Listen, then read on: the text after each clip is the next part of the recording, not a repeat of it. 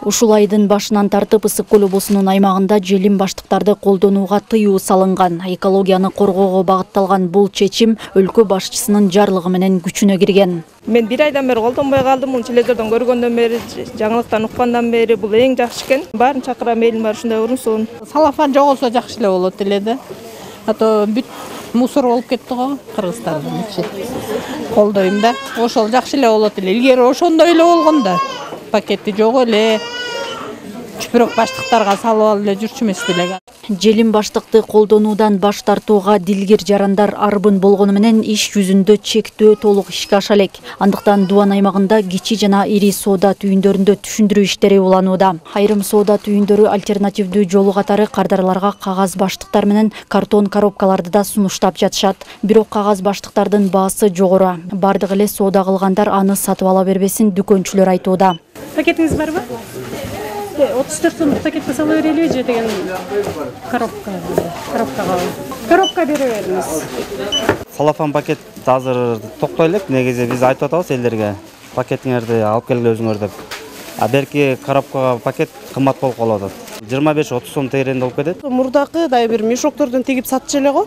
Ошондой многоразовый кылыпчы пакет тигип магазиндерге коюп койсо жакшы болмок. Соода түйүндөрүнүн арасында үлгү болчулары да бар. Маселен, Каракол шаарындагы бул чоң дүкөндө кардарларга желим баштык такыр эле берилбей калды. Эгер буга чейин күнүнө 30 түрмөк тагыраагы 3000 даана желим баштык колдонулуп келген болсо, учурда анын ордуна күнүнө 1500гө жакын кагаз баштыктары пайдаланылууда. Кардарларыбыз да көп болгон үчүн, аябай эле көп рулон талап кылынчу. Азыр ушу башында ушу Садыр Жапаровдун жарлыгы менен чыкканда ойлогонбуз аябай көп өтпөйт экен депчи. Действительно, бирок элдердин мындай көз карашы түзөлө экен, экологияны сактайлык депчи. Сатуучуларга, мисалы базарларда эми кээ бирөө түшүнбөй аткандыр, бирок бул акыры мисалы жакшы нерсеге алып барат да. Мисалы көлүбүзгө көптөгөн туристтер келет. Ошонун аркасынан биздин мисалы экономикабыз өнүгүп атат. Альтернативдүү жолдорун киргизүү боюнча иш алып барууда жергиликтүү бийликте колдоо көрсөтүүсү керек экенин экологтор белгилейт. Бул багытта калктын чөнтөгүнө туура келген баадагы баштыктарды дүкөндөргө чыгаруу аракеттери көрүлүп жатканы айтылат. Биз эл менен жана бул жеке ишкерлер менен түшүндүрүү иштерин жүргүзүп, желим баштыкчаларды колдонбоого аракет кылып, кагаз же болбосо жана чүпүрөк баштыктар ошолорду колдонуу боюнча иш-чара жүргүзүп атабыз. Анан эми азыр аябай эле шыдыр эле бул иш-чара жүрүп кетти дегенибиз да кыйыныраак болуп атат, акырындан өтүп атат.